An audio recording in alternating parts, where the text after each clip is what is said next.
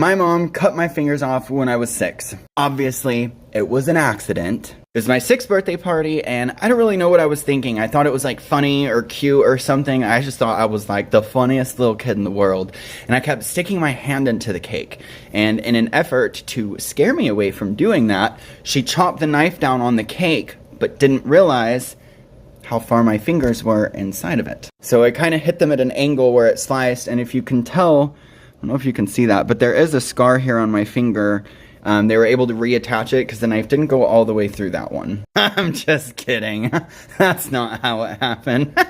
My poor mom. I tell this story to all my friends. I clear it up eventually, but for a split second, they're like, your mom is a monster. Sorry, Mom. Let me take some responsibility for my actions because I cut my fingers off when I was 6. The truth this time, okay? My grandparents lived out in the middle of nowhere, and I'm not talking the middle of nowhere like you're actually in a town with 60,000 people. I mean, literally, 3 towns together, population 800 people. Don't give people that much information about your life. Well, my grandpa was a builder of things. He built his house with the help of his kids and his wife, obviously. He also built his own water pump. So when you're not connected to city water, you have to have a well. You have a pump that pumps water from the well into your house so that you have running water. He built theirs out of a car engine, I think. It was some sort of engine that resembles a car engine. So you put gas in it and then it runs. So it had a belt and it was just like sitting out in the yard running. And I would always like, you know how when you like rub or you like set your hand on a moving belt, it like comes off black, and I was like, whoa.